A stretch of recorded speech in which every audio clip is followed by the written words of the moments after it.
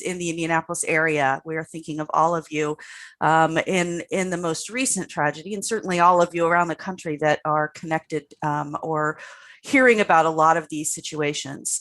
So know that our hearts are with you. With that, I am joined today by Vicki Pugh, who is Vice President of Philanthropic Giving for the Community Foundation of Palm Beach and Martin Counties. Vicki's responsible for connecting donors to philanthropic causes they're passionate about, facilitating legacy and planned gifts, and establishing charitable funds, and works closely with team members to advance the foundation's giving programs and increase philanthropic partnerships throughout their community. Vicki is a certified fundraising executive, or CFRE, as you may have heard the phrase, and also holds the Chartered Advisor in Philanthropy, or CAP, designation through the American College of Financial Services. And when Vicki is not doing these amazing things professionally, she is singing. And if you ever have the chance to hear her sing, I highly recommend it. I tease because this is a newly discovered talent on my end. She's been doing it obviously for a long time, but I have learned about her singing and have just been so uber impressed. I am honored to, and in addition to call her a colleague alongside me at the fundraising school in her adjunct work for us, also a friend. So Vicki, I am so thrilled that you're here with us. And I want to just start off by asking you how you're doing and what's top of mind today. Well, thank you, Kathy. Welcome, everybody. It's such a nice introduction. I hope I live up to it.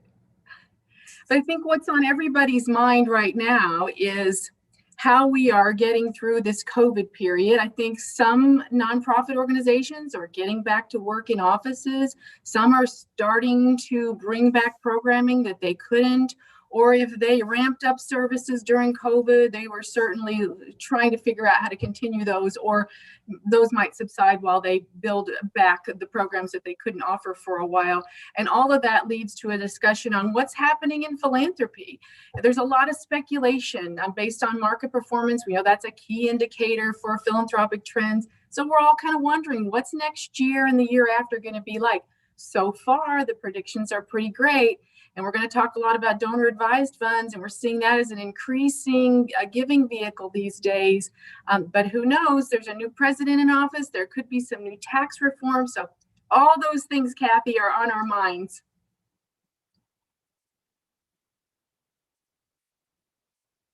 Kathy, you're on mute.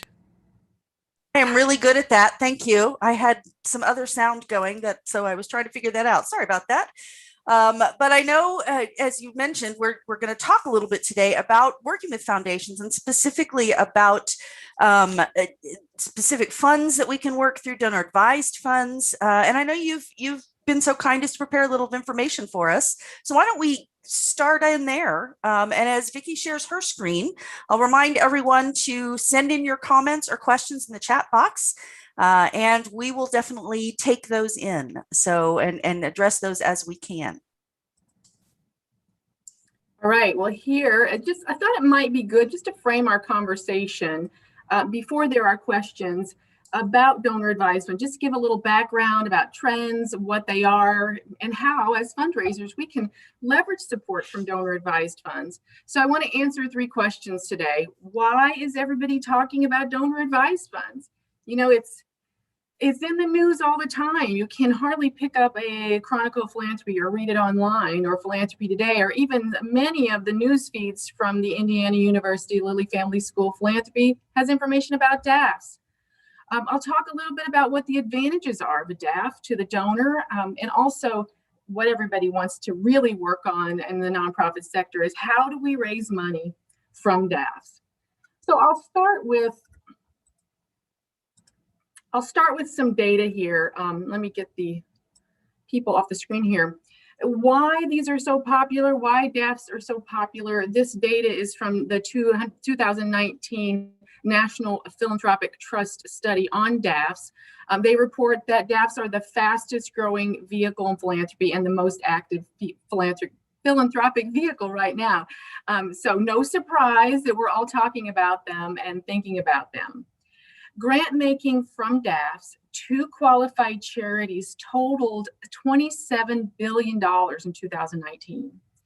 That's an increase of 15% compared to the previous year. And donor advised funds have increased 93% since 2015. Even though donor advised funds are not a new concept, they've really been around since the 1930s, believe it or not. It's just recently that they've taken off. Contributions to donor advised funds up 7.5% year over year to 38.8 billion. That's really incredible, 83% since 2015.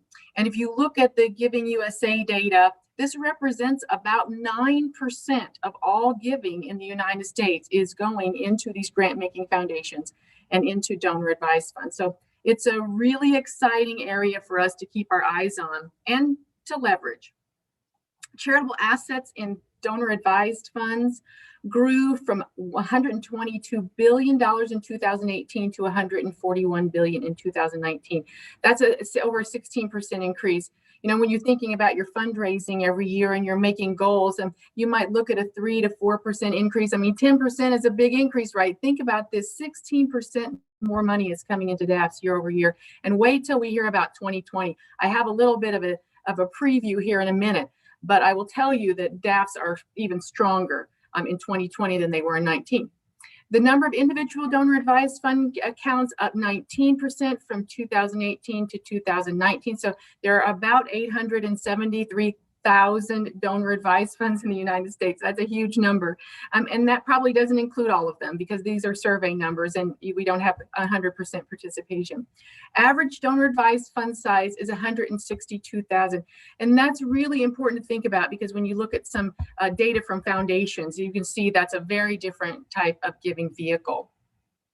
Donor advised funds often get criticized because there is no mandated giving requirement for donors. So they can keep their money in a donor advised fund year after year after year. As a community foundation, we do not encourage that, but it's possible. It's not illegal.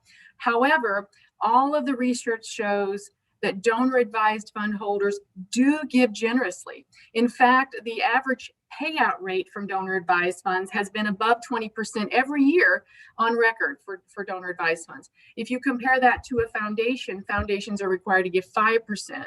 So there is an argument that donor advised funds are more generous in their giving than foundations, although there's a lot more money in foundations. So there's 9 times the number of donor advised funds as private foundations. And so here's some of that information that comes in about foundations.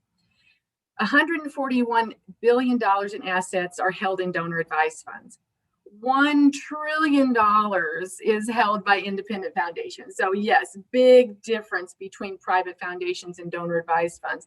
And that's probably why you see these funds being a little bit smaller. I mean, the average size fund is much smaller than the average size fund of foundations, of private and family foundations.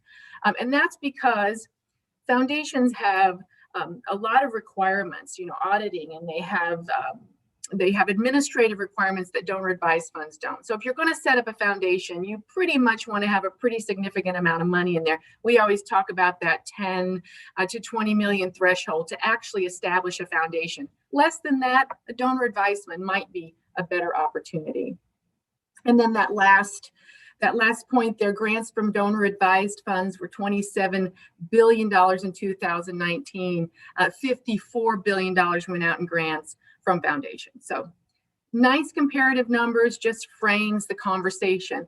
I also think this is kind of interesting, who issues donor advised funds. And you can see the statistics here. National charities who've been doing this since the 90s, those are Fidelity, Schwab, Vanguard, those household, what we call commercial DAFs. They hold the most accounts and the most money. Community foundations, though, have been issuing donor advised funds way longer than these national charities. And actually, while community foundations hold fewer accounts, the average size fund at a community foundation is much larger than the average fund at a commercial DAF. And that's probably because community foundations give a little bit more personalized attention to donors, and it's really the right fit for certain donors. And then single issue charities have come on the scene more recently. These would be hospital foundations, university foundations, those types of organizations that are also issuing donor advised funds. And you can see the statistics there.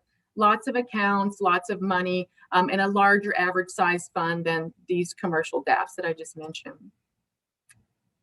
Okay, that is not the right slide here. Okay, but this is. So I'm going to share just kind of some preliminary data from 2020. Candid and the National Philanthropic Trust looked at the first half of 2020. Just keep in mind, this does not show what happens at the end of the year. Remember, 40% of all contributions received by nonprofit organizations happens in November, December. So this is just the first half of the year, but looking at it comparatively to the first half of 2019, 1.3 billion gifts, that's number of gifts were given out of donor advised funds, and that's a 37% increase year to date. $8.32 billion was given into donor advised funds. That's a 30% increase over the previous year. And then you can see what areas are benefiting. Human Services has really benefited from gifts from donor advised funds. No surprise, because these are organizations that are really responding to COVID-19 needs in their community. Health, of course, a winner from donor advised funds too. So this may not be a trend that lasts for multiple years. This trend may slow down and may go back to following those Giving USA trends that we track every year. And then I thought I would share this information, a little information about donor advised fund giving from community foundations. So this was produced by the Community Foundation Public Awareness Initiative.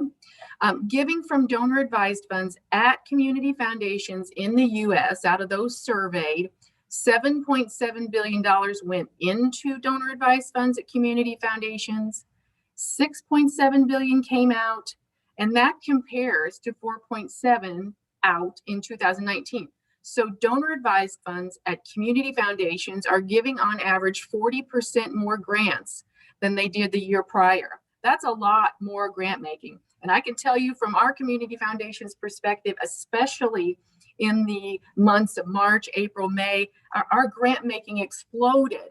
Our donor services staff was very, very busy weekly putting grants out the door. But that's the great thing about these donor advised funds.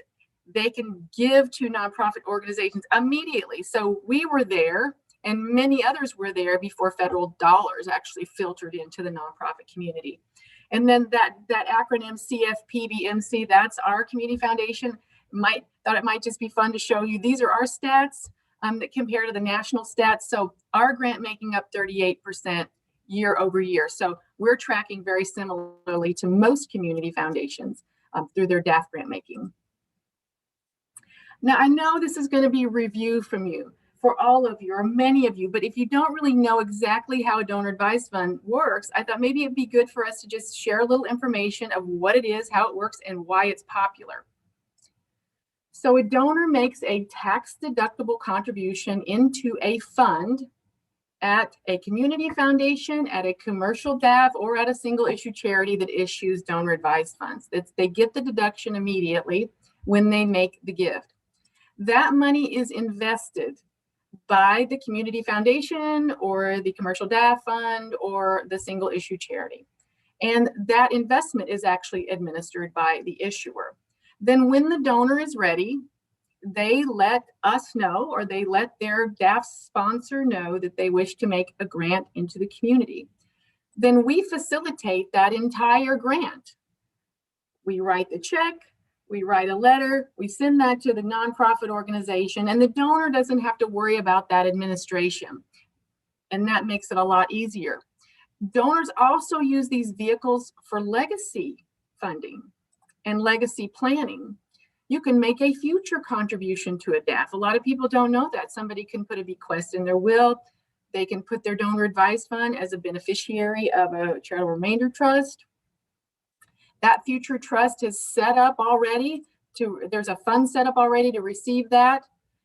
They get an estate tax deduction. That will grow over time, just as a regular DAF. And then they name successor advisors in their donor advised fund, and those successor advisors can continue their grant making legacy in the community. You can do it in a lot of ways. You can set up those charities to specifically give to. You can set up interest areas to give to, or leave it open for your successor advisors to plan your giving in as long as they wish.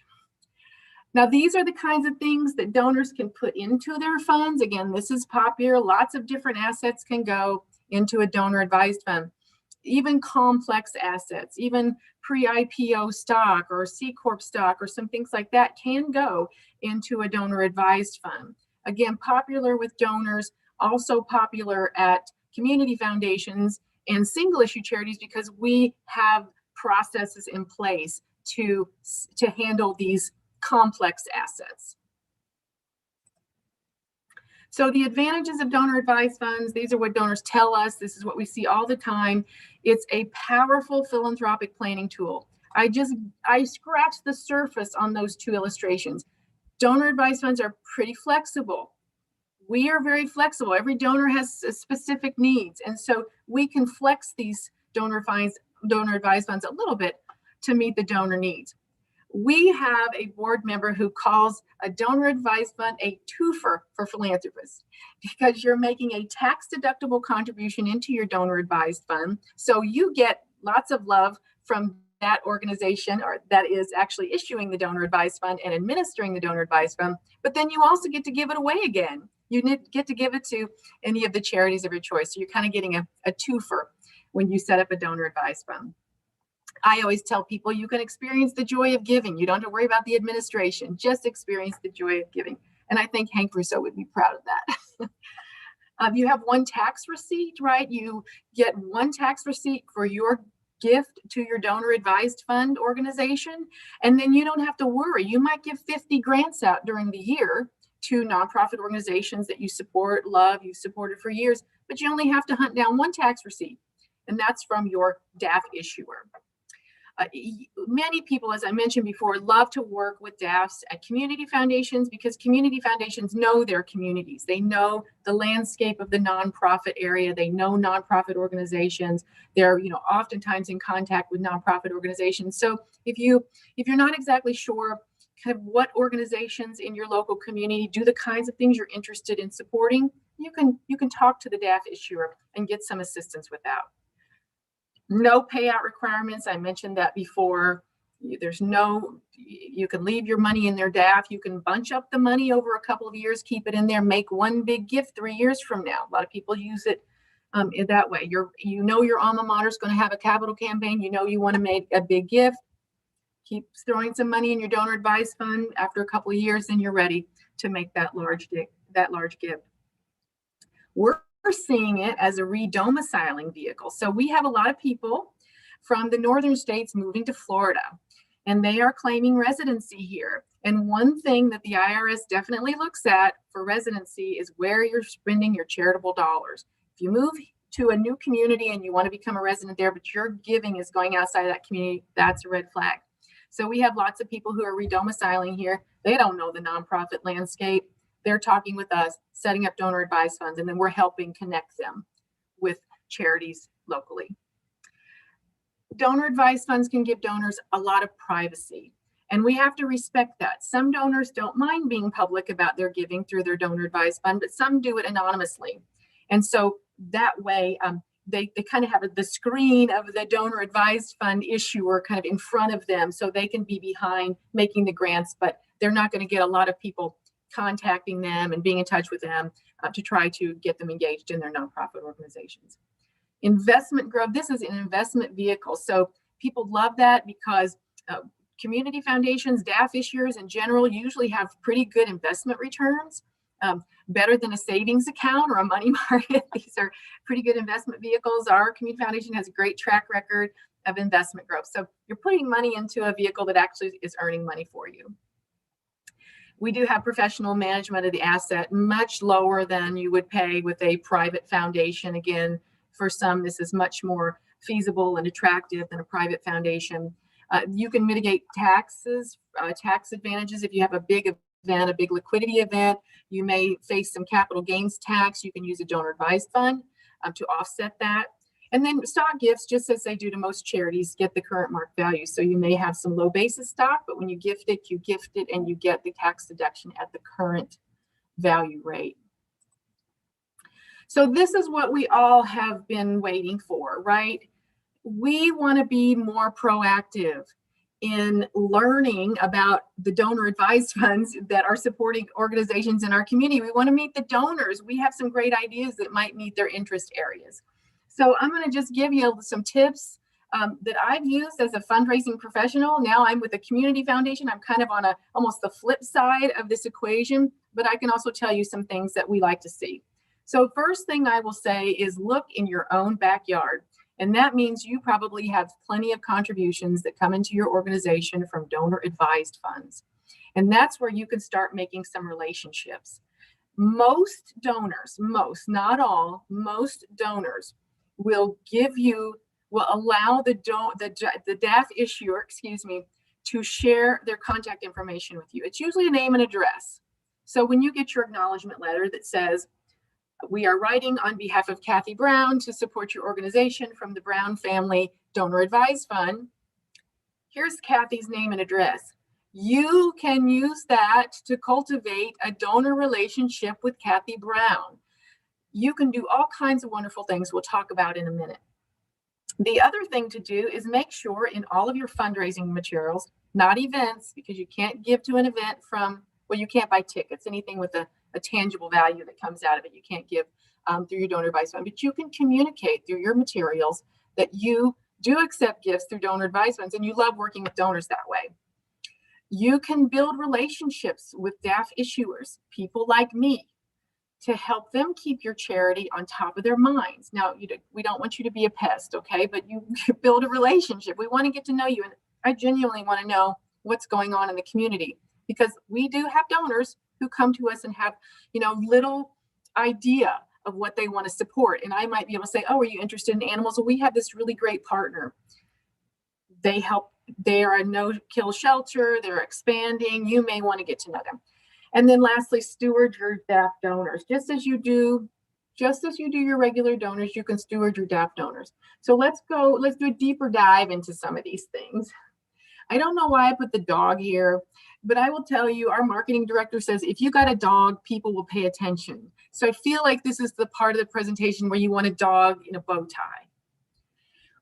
You all and we all have marketing materials. We have multi-channel marketing plans, right? For our fundraising program. We learn that in the fundraising school, all kinds of ways that we get to donors with information on our great organizations. You may have direct mail letters. You may have e-newsletters. You certainly will have brochures. You may do email appeals, social media. What about your web pages? Are you explaining how a DAF works and how a donor can give through a DAF to your organization on your website? I'm going to talk in a minute about a DAF widget and what that could mean to your organization.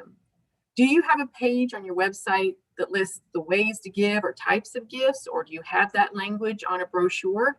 Are you including that you can accept a contribution through a donor advised fund? Believe it or not, sometimes donors need to be reminded, oh yes, I can use my donor advised fund. And then building a professional advisor committee and some strategies around getting to professional advisors can also be important for many of you. We have a professional advisor council at our community foundation. Many single issue nonprofit organizations have the same. When I first started working a little bit more in planned giving, one of the things that always surprised me when I talked to financial advisors is how they said that donors, that their clients that they're advising, oftentimes want to be philanthropic, but they're not exactly sure where they want to give their money. They may have some interest areas, certainly, but they just don't know where all they want to give their money. So that's a clue. If you can get to know some professional advisors in your community, cultivate them as if they were donors of your organization. When they're meeting with clients and their clients have philanthropic needs, they might recommend your organization. So I went online, I did a little Googling, and I found, oops, I gotta go back. Sorry about that. Okay. So I looked on some websites just to see who had donor advised fund language on their website. And I took the names of the organizations out. but I really liked some of this language. And I'll share it with you now. I don't know if some people are listening and not watching, but on one website, here's what I found. It says, give to your donor advised fund. A donor advised fund allows you to give back to a cause that's close to your heart. It's an opportunity to put your charitable dollars to work where the need is great, but on your own terms. Thus, you have flexibility to tailor your philanthropic giving in easy, cost-effective ways. Isn't that a beautiful way to represent a donor advised fund on your website? Here's some language you might use in a brochure. Did you know that you may direct a gift to XYZ organization through a donor advised fund? Here's how. And you can give instances of how. Here's a really interesting way to portray that. This is also from a website. It says, please consider recommending XYZ Foundation as an organization to support through your donor advised fund. If you have a donor advised fund with Fidelity, Schwab, BNY Mellon, you can make your grant recommendation to this foundation through the DAF Direct online form. If your donor advised fund is not listed here, please contact your advisor at your DAF sponsoring organization. So there is something called a DAF widget. DAF Direct is the most popular one. There may be others, but that's the one that I see and hear about the most. You can even Google it, dafdirect.com, and you can download the widget. And when you're on a website, let's say that DAF widget is on your web page, under the information about donor advice fund, a donor can click on that, pick their DAF sponsor, fill out the request right there that they want a grant sent to your organization. Now, how easy is that? Everybody should have a DAF widget, right? That could really increase some gifts to your organization. So that's your DAF. That's a good DAF tip for the day. And then I saw this check. This was on a pledge card. Check here if you're giving from your DAF, and fill in the name of your DAF and the organization. And why that's smart is when you're developing a relationship with that donor, you can actually mention the name of their fund. People are very prideful about the names of their fund. Oftentimes they name them for their families or their children or in honor of a family member that's passed away. So that name is precious to them. And if they put it on a form, you can use it when you're talking to them and developing the relationship. And it's also nice to know the DAF sponsoring organization if you can develop a little bit of a relationship with that person. Stewardship of donor advised funds is important, and you can do it and you should do it and do it well and often, just as you do with any other donor to your organization. One thing that I was very confused about for a while, not anymore, is who to send the thank you to. You send the thank you to the donor if the donor's contact information is contained in the letter from the DAF sponsoring organization. And all they need is a thank you note. And maybe a handwritten note from a kid that's involved in your organization, or a client that writes thank you notes on behalf of your organization. That's wonderful. They'll love receiving that. Do not send the donor a receipt. They've already gotten it. They got the receipt when they made the tax deductible contribution to the DAF sponsor. Do not send a thank you to the community foundation or to anybody at Schwab, Vanguard, Fidelity, any of those, or the single issue charity. Do not send us a thank you or a receipt or anything. We don't need that. It's going to go in the trash, not because we don't love you, but we don't need to keep that paperwork. We've already given the receipt to the donor, and we've fulfilled our obligation. That doesn't mean you can reach out, by phone or email and say, hey, Vicki, we got this gift from this, or from the community foundation on behalf of this donor. We're just thank you, we're grateful, but a formal thank you and receipt, no, that is not necessary. And we have to honor donor intent of that gift. Donors can be pretty specific in their donor advised funds about what they want to support, so in their grants. So you must use it the way that they intend for you to use it, and keep the donor anonymous if desired. If the letter that comes from the donor advised fund sponsor does not indicate a name or address or anything, it usually says the donor wishes to remain anonymous. And don't try to get the donor name out of the donor advised fund sponsor. We are not going to tell you, because the donor wants to be anonymous, and we have to honor that. But I will say again, most donors love for you to have their information. They love to hear from you. They love to get invitations. They love to get annual reports. They love to get notes from the clients of your organization. So don't hesitate to invite them for tours. Send them invitations, send them holiday cards, annual reports. And important to track those donors and sources, because if you get to know them and you get to know, especially community foundations, then there'll be other donor advised fund holders that will come your way, maybe even as a result of that relationship building. So you really can build relationships with two people: the donor, if they allow you to receive the information, and the liaison at the donor advised fund sponsoring institution. Most community foundations, I can speak on our behalf, are open to that. Maybe not everyone, and definitely some of the bigger commercial DAFs may not be as excited to have a relationship with you. They may not come to a tour because they're going to be somewhere else. You know, they're in some other city across the nation. But your community foundation people are good people to get to know. And I will tell you, if anyone in Palm Beach County that's a nonprofit organization calls me and says, I just want to chat with you and see what your community foundation does, maybe you can give me some tips on how to steward DAF donors and how to get my projects or my organization in front of DAF donors, I will meet with you. I want to know a little bit about you. So don't hesitate to reach out. Hopefully everybody's like me and we'll give you a meeting. So I'm going to conclude. This went pretty fast, and we'll have plenty of time for questions. But I want to conclude with just some news about donor advised funds. There has always been, or maybe I won't say always, but in the last few years, there's been a lot of discussion about whether or not there's going to be mandatory payouts imposed on donor advised funds. We do not want that. And we can prove, you've seen the data earlier in this presentation, that donor advised fund donors are giving generously. About 22% of the money put in is going out the door every year. So that's robust giving from donor advised funds. But there are some people that really want to see mandatory payouts. So John Arnold is a billionaire activist, and Ray Madoff, who's an attorney and advocate, they have proposed some legislation about mandatory payouts from DAFs. We're told it's not getting a lot of traction, so that's good news, but it comes up ever so often. So I wanted to make you all aware of that.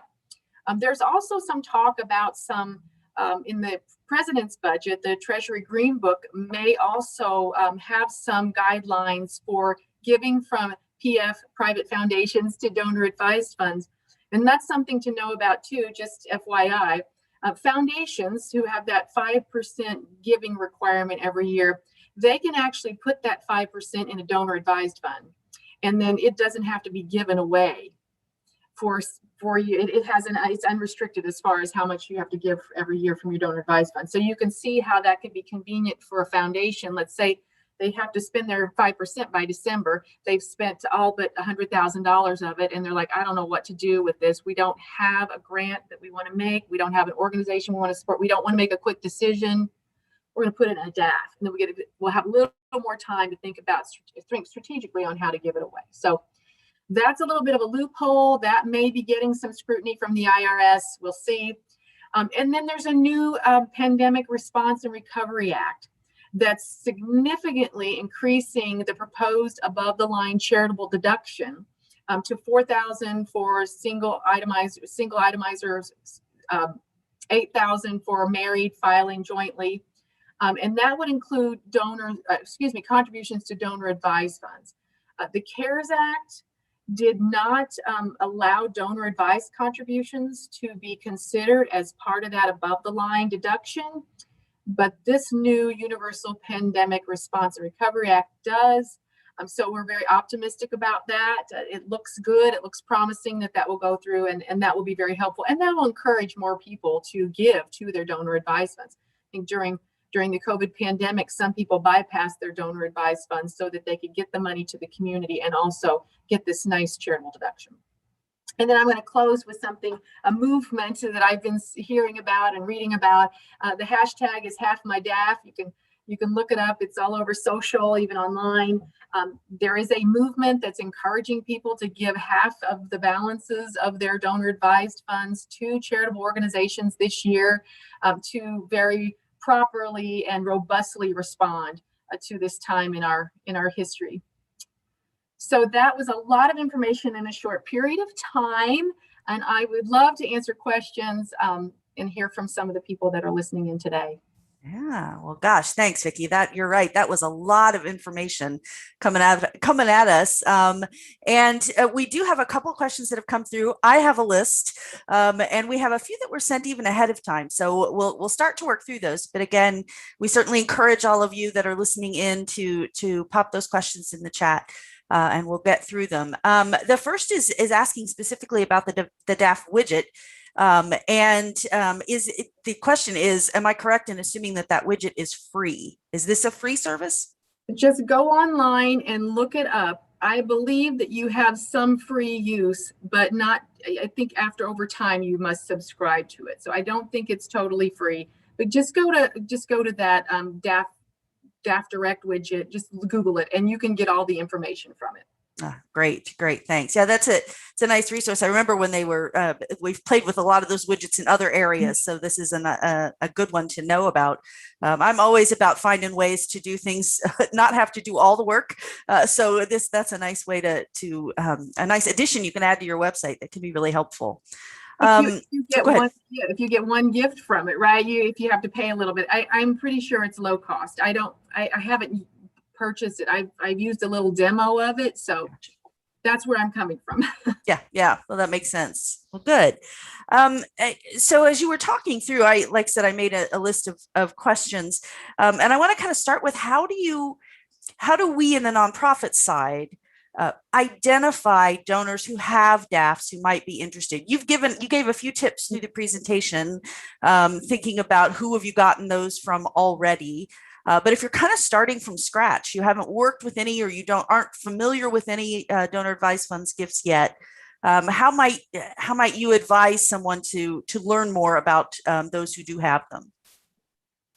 First thing I would say is develop a relationship with your local community foundation, especially because they can kind of give you this overview of what they do, how many donor advised funds they hold, what kinds of things their donor advised donors are interested in, and if they are proactive in putting opportunities in front of their donor advised fund holders.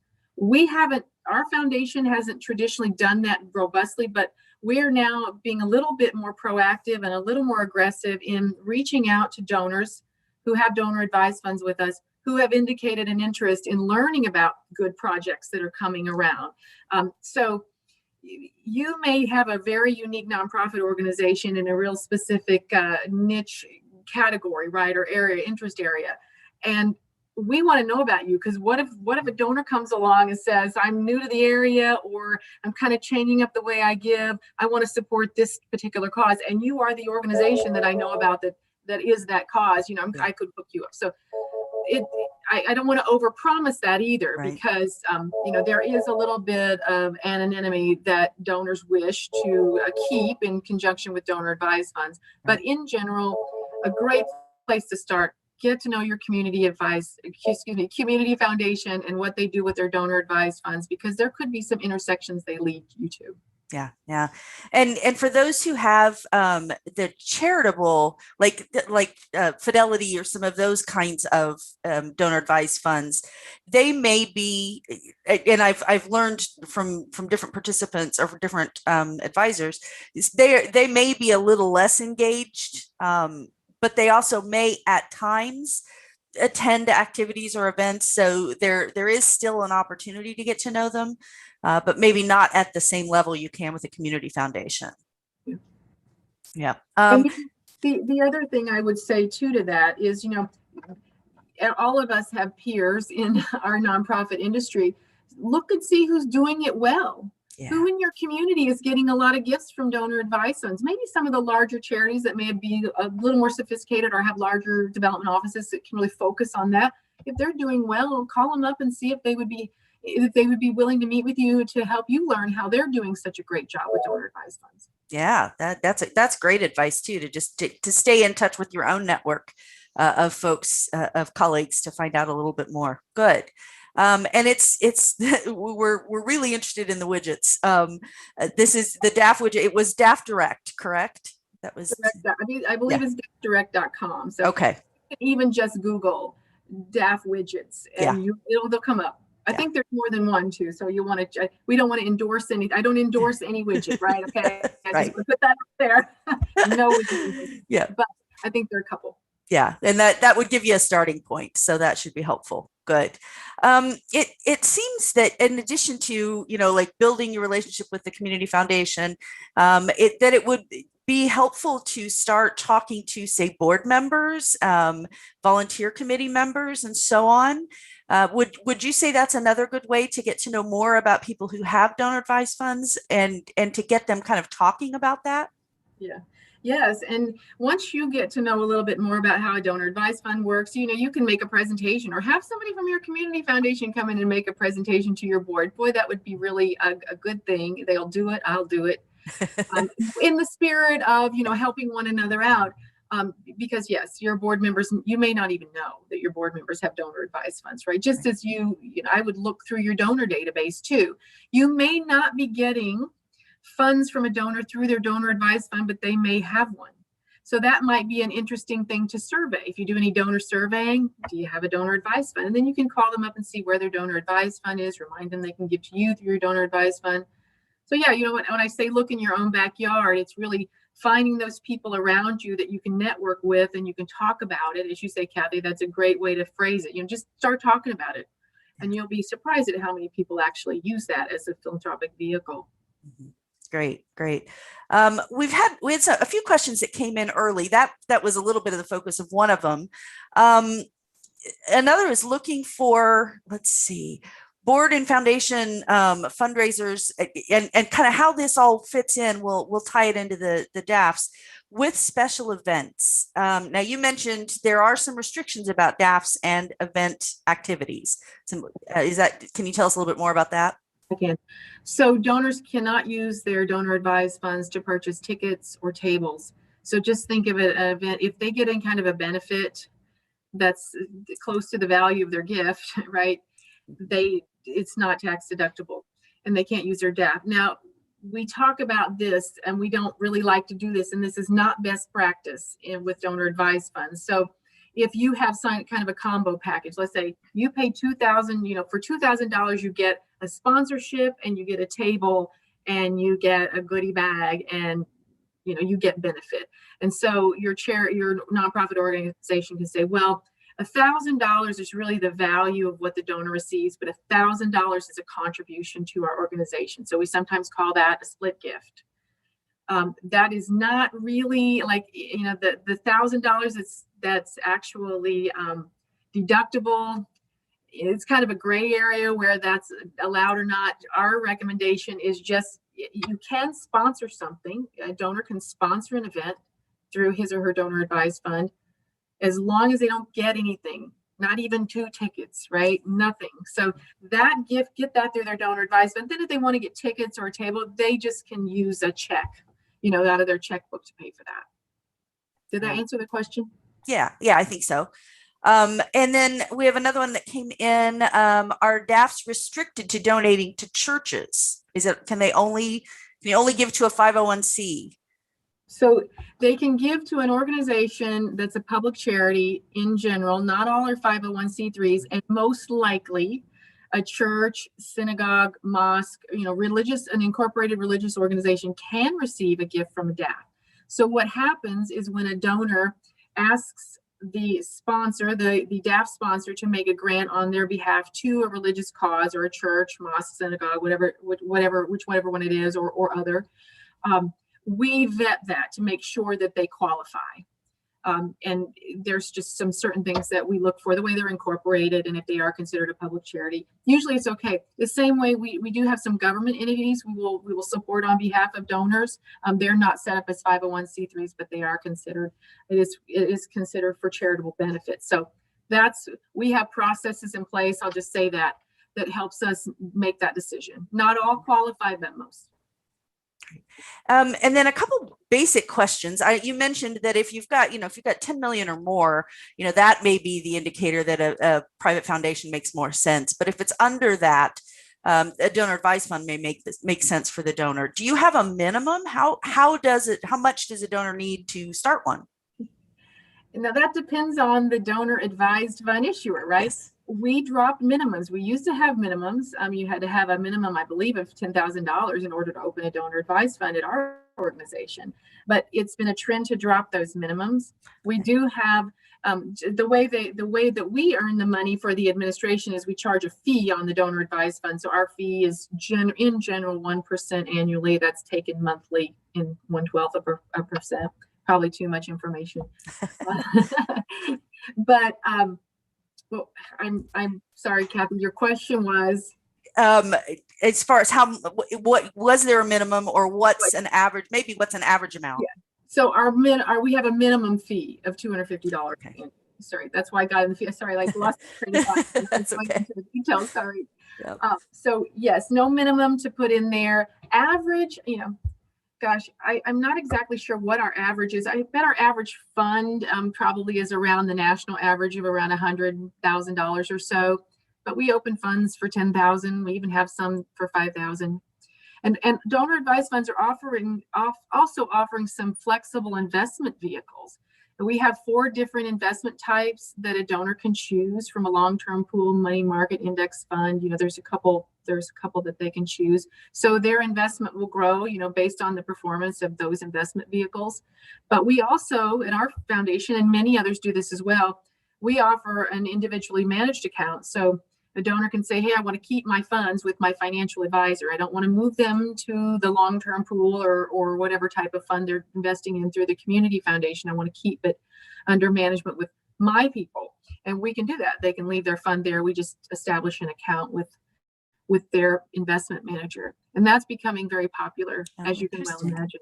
Yeah. So all kinds of new cool things you can do with your DAF. Yeah, very cool. All right, so let me play a little devil's advocate here. I know you've had answered this question before, but what, from the mindset of why would a nonprofit, encourage someone to give to their DAF or to participate through a DAF as opposed to just giving directly? And I know people that don't work with DAFs a lot often will have that question. Yeah. Well, and oftentimes people see a community foundation, nonprofits see community foundations as competition, right? Yeah. The same dollars, but really if you really look at it, you're still benefiting, you're getting the dollars. And as somebody who was raising money for my whole career, I kind of felt like that too sometimes. Like the community foundation is taking the lion's share. And I think that is where kind of that relationship building comes in, and building these relationships with donors and stewarding these donor advised fund donors so that they will continue to give very generously to you. Because if you get them giving, the statistic is 5 years, you've got somebody giving annually for 5 years, they'll always give when you ask. Well, if they're giving from their donor advised fund to you for 5 years, they will always give when asked. And chances are you can help them, build that up over time, increase their giving over time. And it's so easy for them, giving to their donor advised fund, one receipt. That's something you can capitalize. Instead of looking at it as a negative, look at it as a positive. Hey, we would love to get your gift through a donor advised fund. We know that that's an easy way for you to give. I talked earlier about campaigns. You let your donors know we got a big campaign coming up. If they have a donor advised fund, you might be able to have conversations about that. Say, hey, it looks like, the campaign planning cycle, as we teach in the fundraising school coursework, it can be 2 or 3 years before you're actually ready to get your campaign started in its silent phase. So you can give donors ample notice. They can start putting money in their donor advised fund to prepare for a larger gift. So you could actually leverage these donor advised funds for larger gifts over time.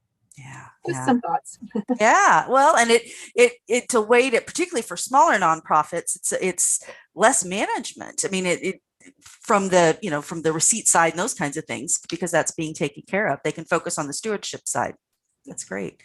Well, good. Well, as we kind of get toward the end of our time together, I want to broaden our conversation just a little bit from donor advised funds specifically to just working with foundations a little more generally. And we, again, had a couple of questions come in looking specifically at how do we get in front of donors or foundations who are only accepting proposals by invitation. Boy, that's the loaded question, isn't it, Isn't Kathy? it? Yeah. I will share this question if that's okay with you, because in my experience, it still goes back to that relationship model and finding that linkage. And we talk about finding linkage, ability, and interest when you're talking with the donor. It's the same way with a foundation donor. Many publish, we do not accept unsolicited proposals. So therefore, you've got to be creative about how you're finding some link to the foundation. And it could be through a board member. It could be through a donor. You may go to Association of Fundraising Professional events in your community, and some of the administrator of a particular foundation may go. That would be a great way to make some kind of a linkage. So you've got to use those linkage relationship building skills to figure out ways that you can at least have a dialogue. I mean, a lot of foundations will have a dialogue with you. They may say, we're just not interested in what you're doing. That doesn't mean they're not interested in what you're doing. Their foundation just doesn't have a priority to fund that kind of activity. So I would love Kathy to share thoughts too, because there are actually some coursework that includes some good tips on that. Yeah, you're right. And I would agree fully with the idea of building those linkages and finding the connection that will invite that invitation. So yeah, who do you know who is connected? That whole 6 degrees of separation that, or 6 degrees of Kevin Bacon, if you like he's got that new commercial out. But it's really thinking about somebody somewhere has got to be connected. And so the more connected you are through your board, through your volunteer committees, through your colleagues on your teams and throughout your organization, the better chance you have of finding that connector. And yeah, we do have a full course on fundraising with foundations and grant management, and we talk quite a bit about the various components of that process in that course. So thanks, Vicki, for the opportunity to talk a little bit about that. We're super excited about that course. It's just been renovated and redone. So a couple other questions that came in ahead of time. What it's curious, and I know this is a big it depends question, but there's a question asking about, are there typical fundraising goals for board and ex officio members, which kind of broadens out even to just more nonprofits, not even necessarily foundations, but they're, I guess, asking about, as I read the question, goals overall for board members or previous board members. Any thoughts on that? I kind of think this may be a discussion about, do we set mandates for board giving and participation? Mm-hmm. And boy, yes, Kathy Brown has taught me that the best answer to most questions is it depends. Really does depend. It depends on your organization.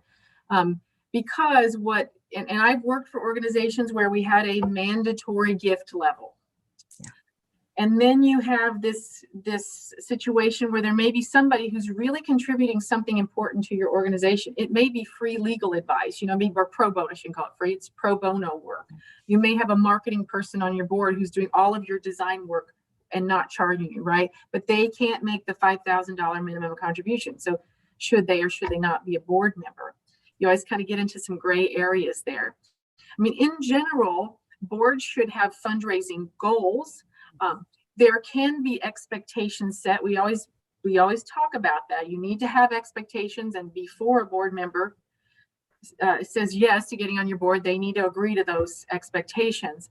But actually setting a level is really tricky. Now, you might work for an organization that's had a very mature, seasoned board that's been around for a long time, and each one of them can give $10,000 a year. You may not want to drop that minimum, right? You have to assess what you need on your board, and then you can adopt your expectations accordingly. Yeah, and we know that the research kind of certainly supports that as far as board engagement. And I appreciate that. One of the many favorite things about Vicki is that we can go sort of in any direction and have lots of fun conversations. And so we are wrapping up our time together. I haven't seen any more questions come through. So let me just take this opportunity to thank you, Vicki, for joining us and clearing up a lot of questions and information around donor advised funds, and then being willing to sort of broaden out a bit, talk about foundations and some other things. And as we conclude our time together, I just want to take a moment to remind all of you of a few upcoming activities and events and things that we have going on through the fundraising school. We're continuing to offer our courses in 3 different formats for 2021. And in all of these formats, you might find me and Vicki and many of our other colleagues from around the world. We are meeting in person. Right now it's limited. We're being socially distanced. We're using masks, and we're sort of expanding into our cities as the local, state, and federal health codes are allowing us to do so. So keep that in mind. Keep an eye on our website and on our social media, and we'll announce where those new classes are going to be. We continue to have our traditional asynchronous online courses where you work at your own pace and work through, but still get real-time engagement with a faculty member leading you through that course. And we also now have virtual versions of many of our courses, which are live on Zoom, as many of us are spending so much of our time, in shorter sessions with some work in between, kind of setting it up in that format. And the other great news that we have is that we have extended our crisis response scholarship deadline all the way through June of this year. So that makes our fundraising training even more accessible during this time. In addition to that, we have quarterly webinars, our monthly Fridays with the fundraising school, and our weekly 10-minute podcasts. So with all of that, I would invite you to join me in thanking both our producer, Jennifer Boffman, and our speaker, Vicki Pugh. And remember, the Fundraising School is here for you. We are cheering for your success. And for my colleagues at the Fundraising School, I'm Kathy